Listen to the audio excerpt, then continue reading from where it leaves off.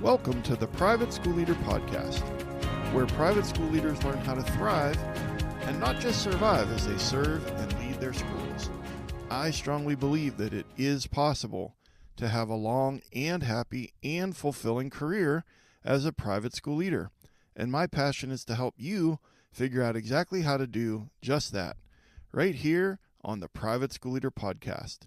And I'm your host, Mark Minkus. So a couple of years ago at school, there was a sixth grader, and I think it was at lunchtime or recess, and they walked up to me and they said, "Mr. Minkus, how old are you?" And so I have a standard answer for that, and I said, "I was born before man walked on the moon." And I got the desired reaction, from their facial expression, and also they, of course, said, "Oh, you're so old." And, when you think about what happened on that July day in 1969, the fact that we could put a man on the moon, men on the moon, and return them safely to the earth with the technology that was available in 1969, it's just incredible. But what's even more amazing is the technology that we have today, and much of it just really took off in the last 10 years. Last 15 years, and I'm talking about smartphones and the internet, facial recognition software, artificial intelligence, self-driving cars, 3D printers, robots, GPS, artificial hearts, wearable technology, the cloud, virtual reality, and the list goes on and on. And we've just become so used to it. Technology is amazing, but technology also comes with its own set of challenges, and that's certainly true when parents at your school connect on WhatsApp and in a mom's and dad's Facebook group or in a text group. And these groups can be awesome for sharing information about school events and reminders about Spirit Week and changes to the time that the basketball team will be getting back to the school from their away game. But these chat groups can also go down the wrong path and quickly devolve into teacher bashing and judging parenting styles and critiquing the fourth grade math curriculum. So on today's episode of the Private School Leader Podcast, we are going to discuss what to do when the parent group chat becomes a problem.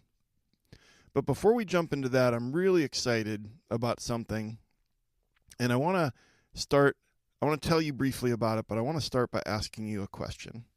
What's the name of the parent that's living rent-free in your head? What's the name of the parent that's living rent-free in your head? And I want to tell you, I've been there. I used to have parents living rent-free in my head 24/7, and when I was in bed or at the dinner table or driving to work or even in the shower, and I used to get super anxious and sick to my stomach just thinking about talking to certain parents. Parent issues dominated every aspect of my work as a private school leader, and I was stressed out all the time. And I didn't know what to do. I didn't have a plan, and all I had was anxiety and fear and insecurity. And so that's why I created Parent Academy, because I want to give you a plan. And with Parent Academy, you will go from feeling anxious and stressed about working with parents to feeling confident, calm, and relaxed.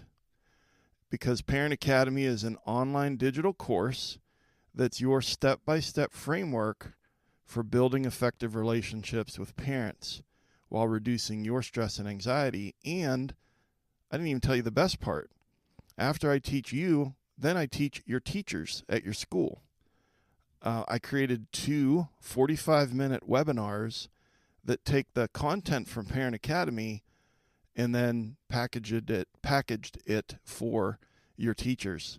And they have a printable workbook and guided notes and discussion questions and teacher resources. And so I'm really excited about this new tool that I've built for you, and I want you to check it out. And you can go over to theprivateschoolleader.com/parentacademy to see more about how this can change everything and help that parent that's living rent-free in your head. It's time for them to move out. We're going to help them move out. And then I also want to share a resource with you that's a 9-page PDF called How to Use Verbal Judo to Have Better Conversations with the Parents at Your School. On today's episode, we're talking about parents.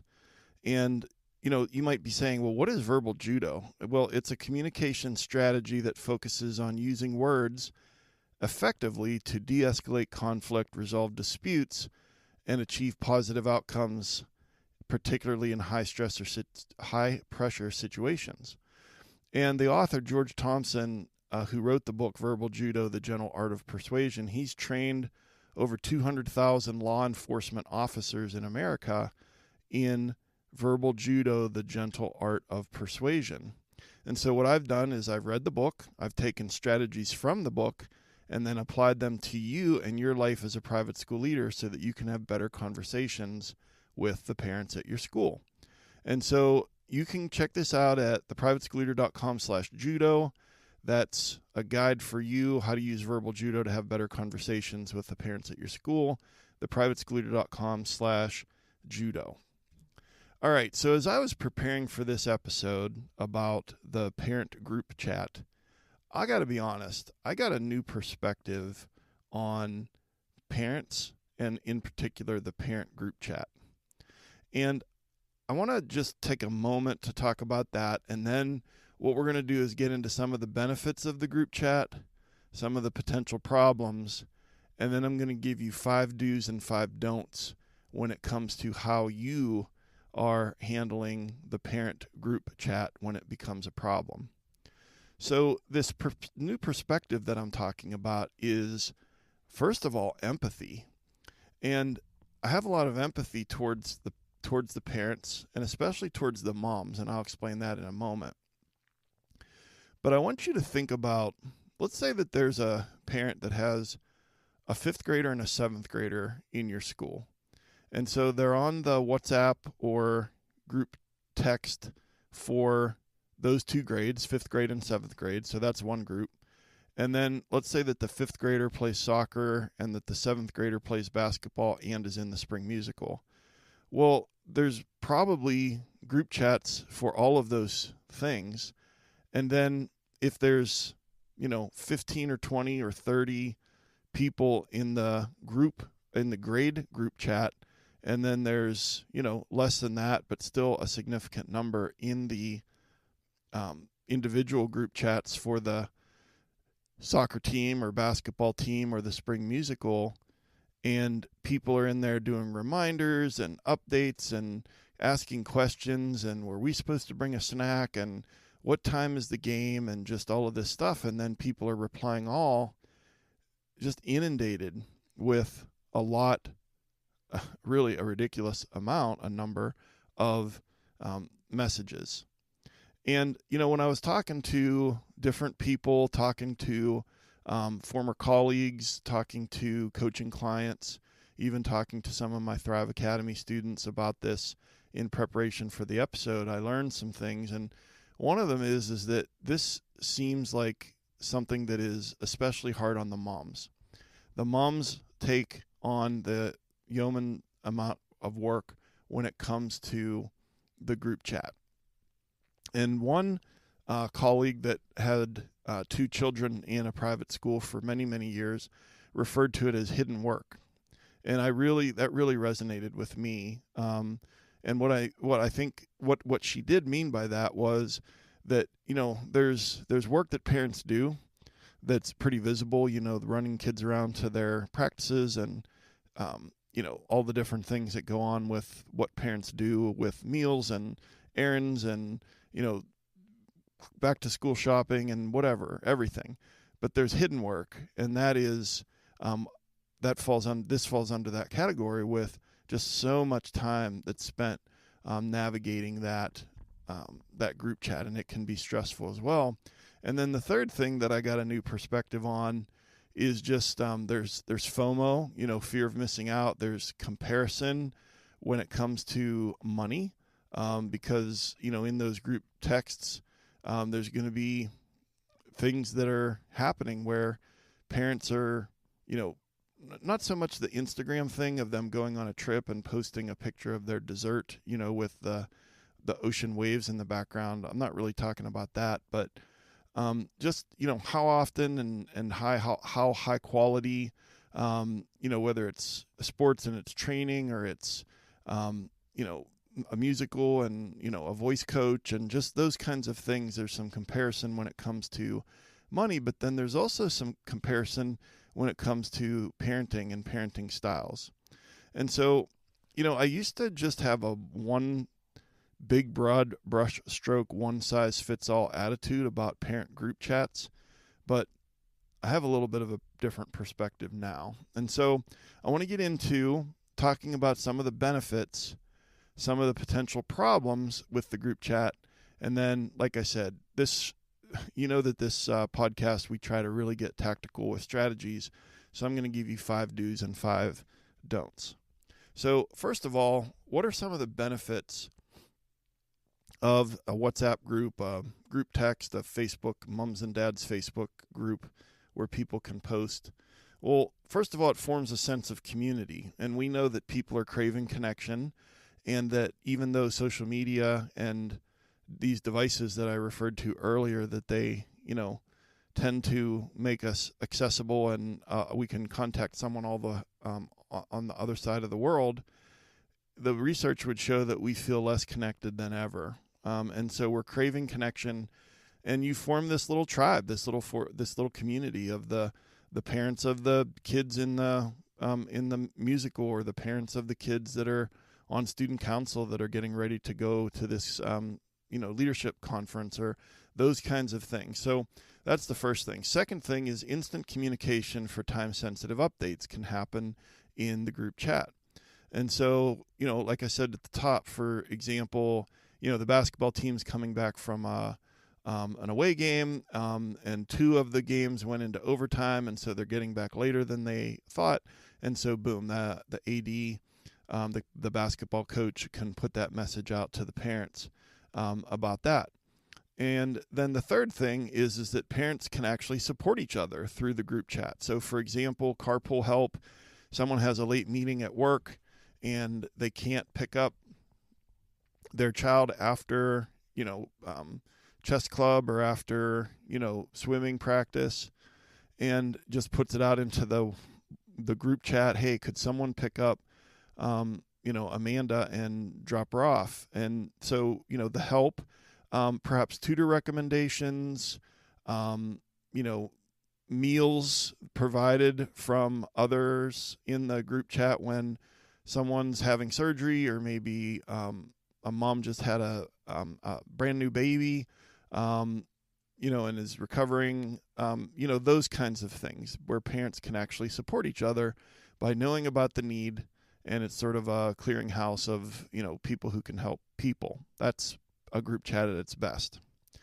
It's easier to coordinate for events and volunteers. So, let's say it's organizing volunteers for the field trips or the bake sales, fundraisers. Parents can discuss, who's bringing what, or if there's last minute things, if there's a need for more volunteers. So can do that. And then 2 more benefits to the group chat. Reminders. So upcoming school events, parent-teacher conferences, the deadline's coming up to sign up for those. Spirit Week is next week, and, maybe the parent has to go out and pick up a couple things over the weekend, or at least have that conversation with their child. And so this kind of informal communication can actually serve as a useful, complementary way of communicating with the complementary to the official school announcements. And we'll talk about that more in a moment. And then casual conversations, we're just kind of craving those connections again. So that can happen. So that's the group chat at its best. Okay.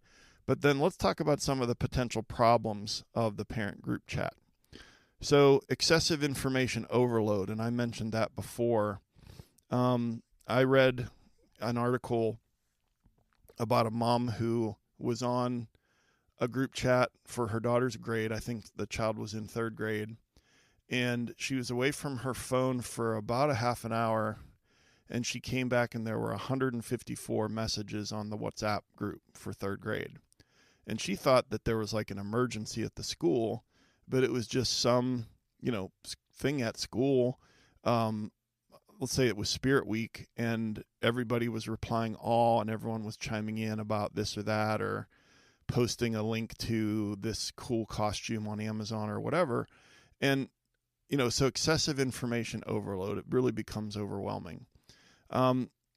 Another problem with WhatsApp or group text or a Facebook moms and dads group is a lot of miscommunication. And so sometimes a simple message can be misinterpreted, leading to conflict or, even worse, panic. The school works really hard to try to make sure that the information that comes out is accurate and timely. But then when the parents get involved on the WhatsApp, did you hear, can you believe, or saying that, well, we need to go pick up our kids because it's snowing and blah, blah, blah, but the school hasn't even said that yet. So miscommunication. And then also there can be misinterpretation. And how texts lack context. They lack facial expression because it's not in person. They lack emotional cues. And so how many times have we misinterpreted a text as, oh, well, this sounds kind of mean. And so again, these messages in the group chat can lead to not only miscommunication, but also like an overreaction or an underreaction, just misinterpreting it because there's no emotional cues or tone of voice or body language or volume or tone attached to a text. A couple more that are potential problems with the group chat, and then we'll get into the strategies. One is an exclusion of some of the parents. And so if it's inadvertently done, that exclusion hurts. But if a parent is intentionally excluded, that hurts even more.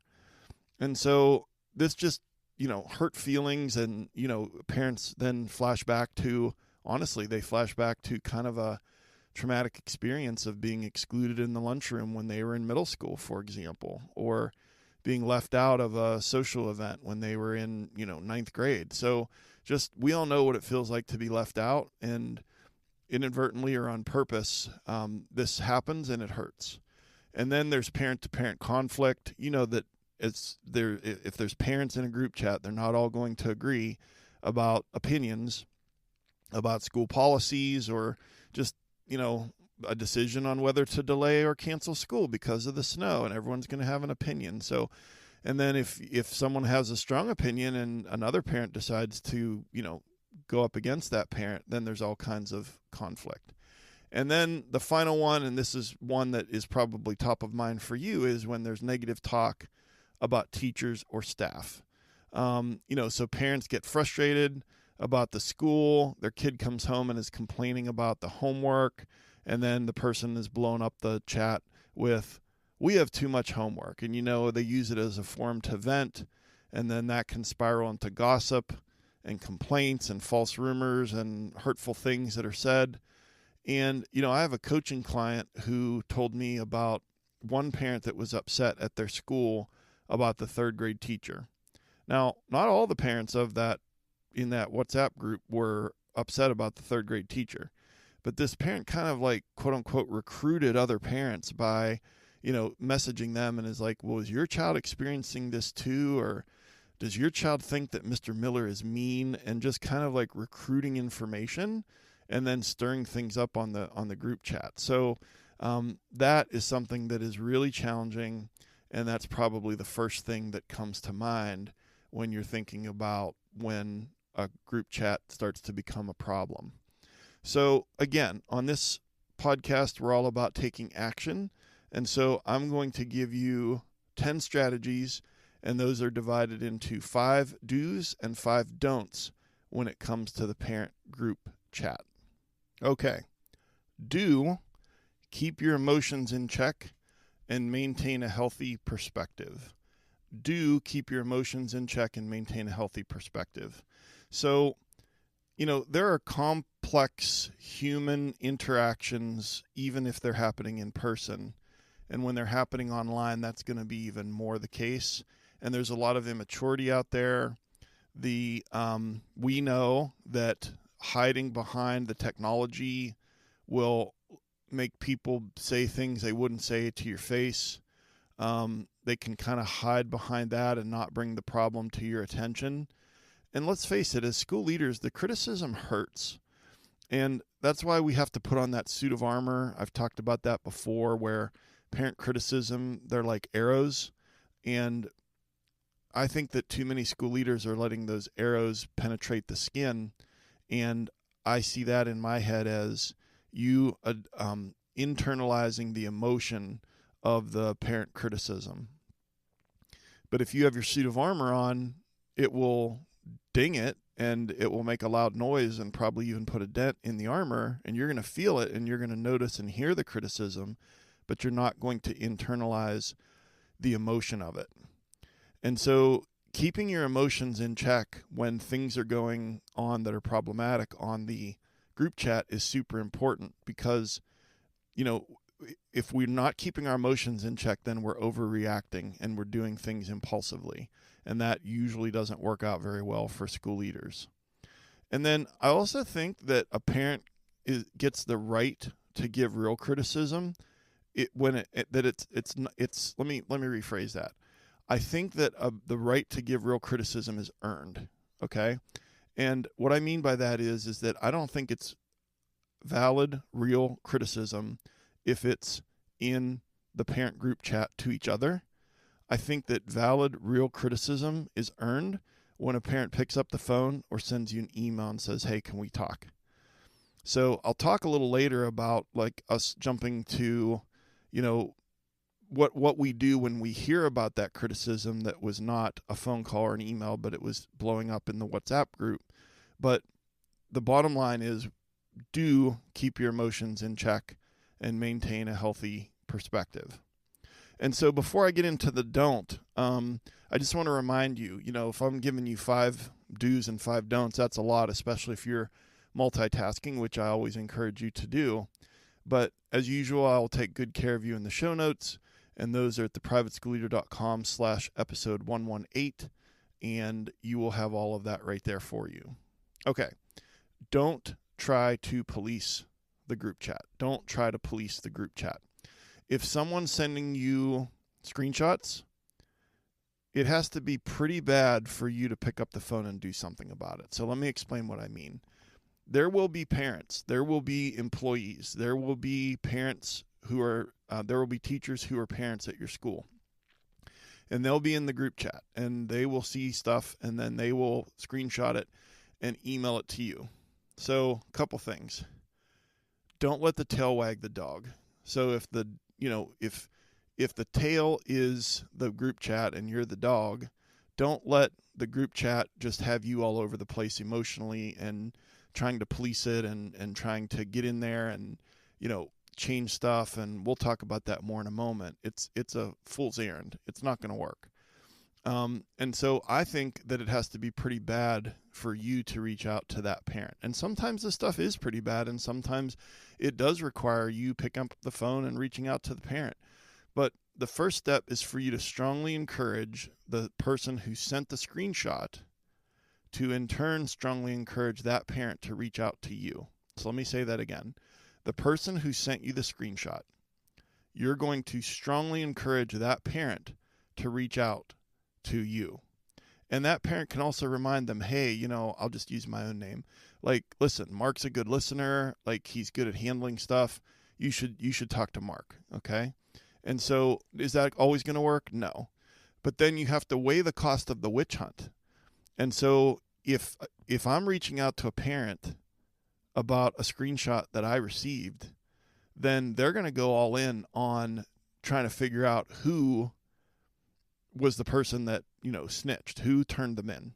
And then there's going to be probably a social cost, a negative social cost to the person who did that. Now, I don't want to get into bullying behavior and punishing the victim and ignoring the victim. It's very complex, but I'm just trying to give you some general guidelines, and then there's always going to be exceptions.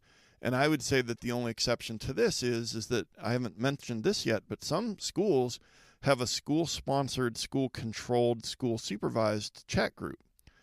And so, there's a wide range of names out there. I'm not going to get into all of them, but if this chat group is something that the school sponsored, that the school initiated, that the school populated with all the phone numbers of everybody, and that the school has some sort of control or supervision aspect to it, well, then that's a whole different story.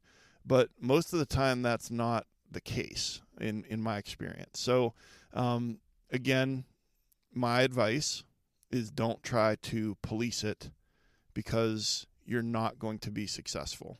Okay, the next do. Do encourage your parent ambassadors to combat the negativity. Do encourage your parent ambassadors to combat the negativity. And I think that this is a proactive conversation, maybe at the beginning of the school year or the month before the school year starts. And, maybe there's a couple of parents in each grade that you think of, and I'm sure this is true about you. If I asked you to stop and, pick a certain grade and to think about who are the ambassadors, who are the most positive parents, who are the ones who love the school, who are the ones who, also have a little bit of backbone. And you're not asking them to do your dirty work for you. You're just having a brief conversation about, hey, I just appreciate how much you love this school and how positive you are and how you're always there when we need you and so on and so forth. And I'm not asking you to be a spy. I'm not asking you to send me stuff. I'm just asking that if, stuff were to come up in the chat group, that you could, push back a little and not even necessarily disagree with the stuff that the person said, but to accentuate something positive. Because, you don't want to set them up for a fall. You don't want to set them up for, a battle with the nastiest parent in the WhatsApp group. But I do think it's a worthwhile endeavor to have a proactive conversation with one or two parents who are, immediately come to mind when you think of positive ambassador type parents, and they can combat the negativity in the group chat. And if you're asking them, hey, if you wouldn't mind, that would really help out the school a lot, but be really clear with them that you don't want them reporting to you. Okay. That this is not what this conversation's about. It's just like you're winding up a toy. This shows my age. You're winding up a toy and then you're just putting it down and you're walking away, and the toy kind of, walks off in the other direction. You don't want this to be a constant back and forth reporting. You're just having an initial conversation, and then you're just trusting that they're going to try to do their best without compromising their social role, social capital, or for that matter, their kids' role or social capital by, how they behave in the WhatsApp group. So hopefully that makes sense. Do encourage your parent ambassadors to combat the negativity, but you're not planting spies in the chat group. Okay. Don't try to shame or call out individual parents. Don't try to shame or call out individual parents. You're going to get a lot of resentment and bitterness and retaliation and witch hunts, and it isn't going to stop the behavior anyways. They will just start a new group, a new chat group. And so I'll give you another example. I was talking to a coaching client a few weeks ago, and a principal of a school, and someone from the chat group had sent the principal a couple screenshots. And so then the nastiest person in the group, who of course the screenshots were about them, because the principal had reached out, then they, went on this mission to try to figure out who it was. But at the same time, then they guessed who they thought it was, and they created another group. So this is the second group now of parents, thinking they excluded the parent who had sent it in the first place. Well, then they came to find out that they had included that parent in the second group, and so they made a third group. Now we've got 3 different chat groups for this same, group of people, whether it was a grade or a sport or whatever it was. And so my point is this: if you try to call out, shame individual parents, it's probably not going to go well, okay? And there's always an exception. Sometimes if there's something that is just so ridiculous and so hurtful and so problematic, and it comes to your attention, you're going to deal with it. You're going to have to deal with it. And you're like, well, Mark, how am I supposed to know the difference? I would just say that I trust that you have good instincts and you have wisdom, and that you are trying to, here's what I'm getting at. I think that you will know. I think that in your gut you will know this falls into the category. But I would say, overarching statement, that category needs to be on the small side and not on the big side. So we're talking about outlier behavior when it comes to nastiness or attacks or criticism or mischaracterizations or character assassination of, an employee. Again, I said this earlier. I just think it's going to be rare when you're going to take that step. I'm not saying you won't, but I'm saying that you will have that gut feeling from time to time. And here's the thing. If you just want to run it past me, then shoot me an email at mark.o.minkus@gmail.com, and I'll try to, we can bounce some things off of each other. Okay. Do publish respectful communication expectations in your family handbook. Do publish respectful communication expectations in your family handbook. So, take a look at your handbook. Many handbooks do have respectful communication guidelines in them that the parents are agreeing to. And whether they sign the handbook or don't, there should be language somewhere when your handbook goes out that, you as a parent, by having your child enrolled in the school, are agreeing to everything in this handbook. And so if it needs some work or if it doesn't exist, I'm a big fan of ChatGPT, and you can enter a bunch of stuff in that little box that you're looking for and ask ChatGPT to spit out a policy for respectful communication among parents, especially with regards to a chat group. And I don't ever recommend copying and pasting stuff that ChatGPT spits out, but it's going to be a starter for you. It's going to be things that will get you going in the right direction with writing your own policy and then making sure that it gets out there. Okay, just a few more. Don't encourage your parents to report to you every time a parent is upset in the group chat. Don't encourage your parents to report to you every time a parent is upset in the group chat. So you have, and I had, every school has, parents who work at teachers who work at the school that are also parents of children in the school. And so then logically, these parents / teachers are going to be in the group chats. And then people are behaving poorly. They're saying stuff. And then they're coming to you as the principal. You don't want to encourage that behavior. The way to encourage that behavior is to be like, okay, thanks. And then you jump in there and you just get involved and you're neck deep in this group chat. I would recommend that when they bring stuff to you, you thank them, but you explain to that teacher that if you react to everything, that you're going to be feeding the beast. It's going to cause the witch hunt and the second and the third chat group to be formed, and all of the different things. But also you can, and I'm going to get into the next do right now. It goes with this one. Do encourage your parent teachers to refer upset parents to talk to you. So this is part 1, part 2 of this little do and don't. So you don't want to encourage them to give you these reports all the time. You don't want that. Okay.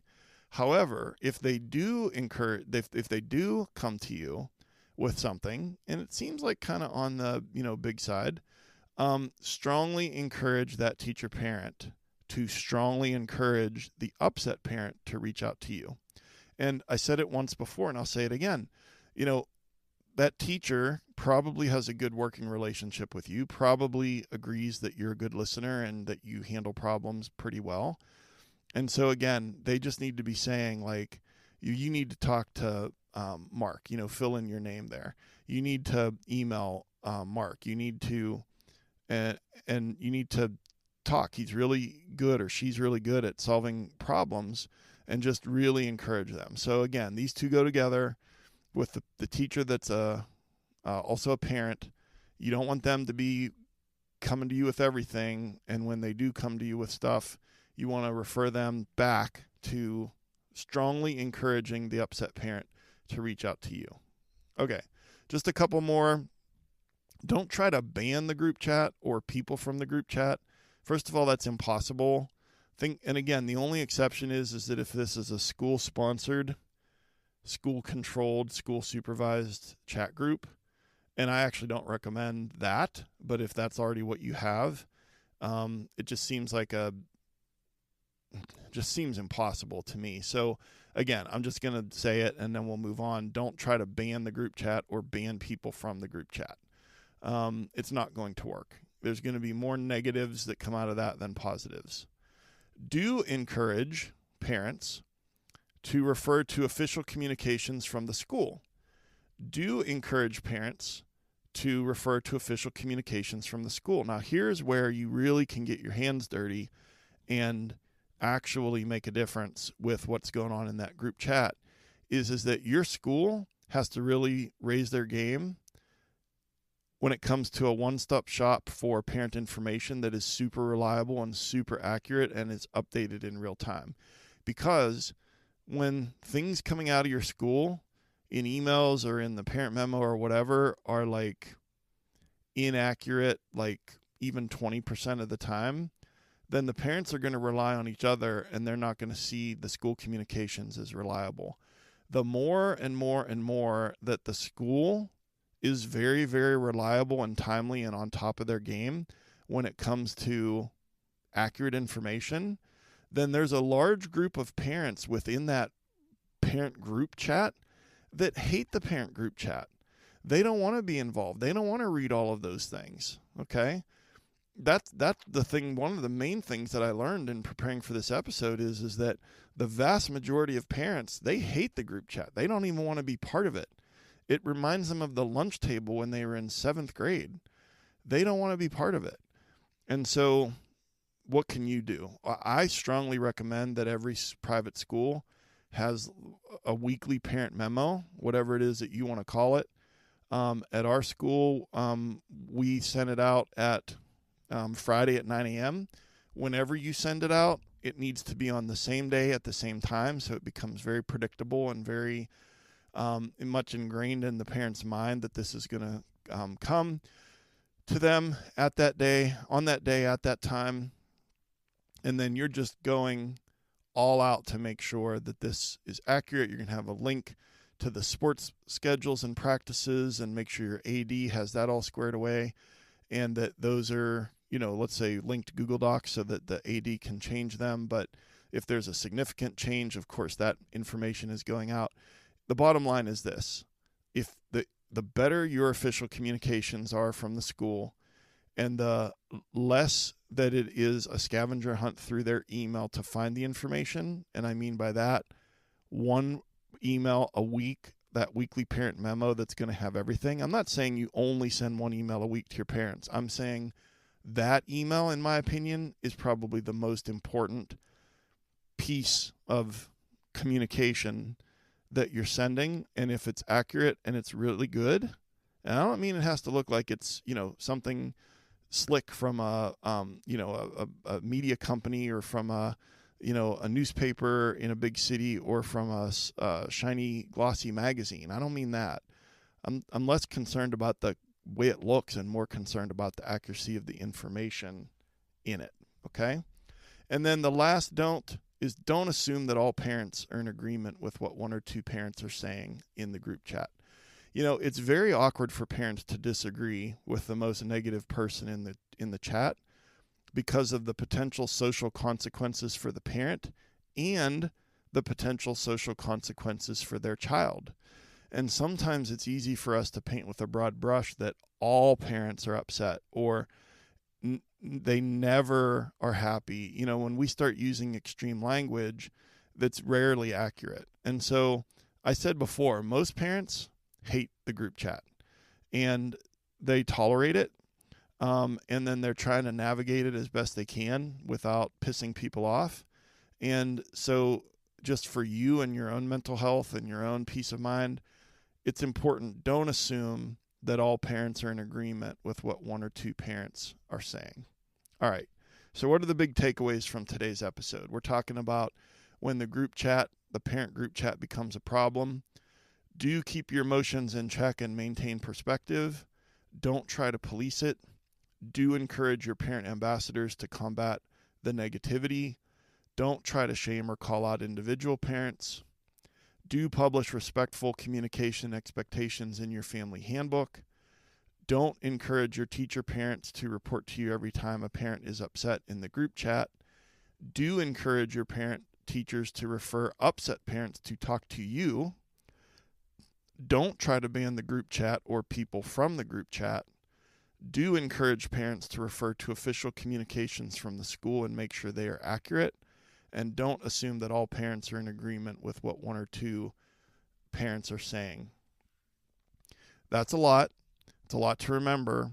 Again, the show notes will have it all there for you, theprivateschoolleader.com/episode 118. And I'm giving you 2 calls to action at the end of the episode today. First is to check out your family handbook. Is the policy clear enough on positive, respectful communication? And if it's not, I'm not saying you change it partway through the year, but get into ChatGPT and pull in a couple of another administrator or a veteran teacher or, your communications person if you have one, and just have a conversation about it. And the time it's always a good time to be checking out how to make your family handbook better. And then the second call to action is to talk to your parent ambassadors before there's a problem. Because here's the thing, okay? If there's a problem and then you're going to the parent ambassadors and asking them to be positive, then it's reactionary and it's situational and it feels crappy. But if you're just proactively at the beginning of the year kind of like asking them to do that, then they're going to navigate that well. But you don't want it to be because there's a problem. Okay. Last thing. I mentioned Parent Academy at the top of the episode. I'm super excited to launch this, and I want you to check it out. It's an online digital course, and it's your step-by-step framework for building effective partnerships with the parents at your school while reducing your stress and anxiety.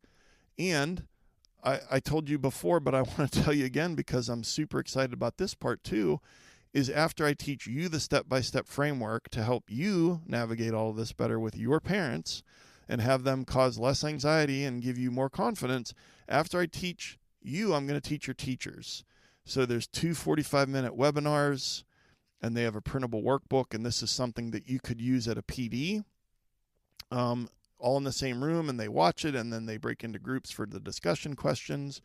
And, a part 1 and a part 2, it could be something on a PD day, on a teacher in service day, and you have lifetime access to the trainings. And so if you train your teachers with these webinars, then you still have the webinars for new hires in the future where you can, have that be part of their onboarding process so that they're up to speed as far as how to effectively communicate with the parents at your school. And all of that is over at theprivateschoolleader.com/Parent Academy.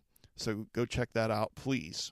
And then also, I've created another free resource for you. I want you to grab this. It will be a help to you. It's called The 6 Things That Every Private School Teacher Wants from Their Leader.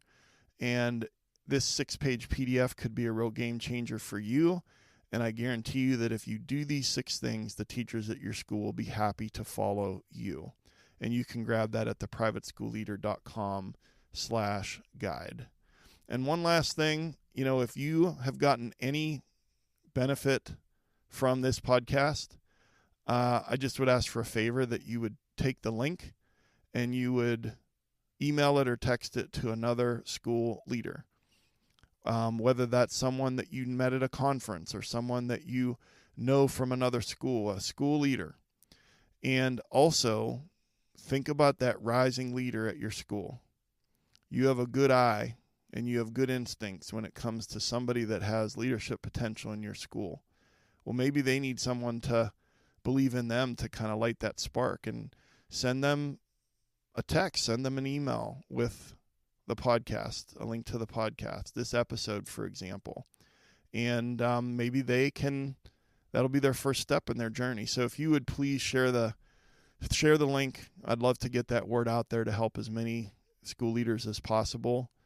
And I've been your host, Mark Minkus. I just want to say how much I appreciate you and all the hard work that you're doing at your school. Thank you so much for taking some of your precious time to join me here today. And I will see you next time right here on the Private School Leader Podcast. And until then, always remember to serve first, lead second, and make a difference.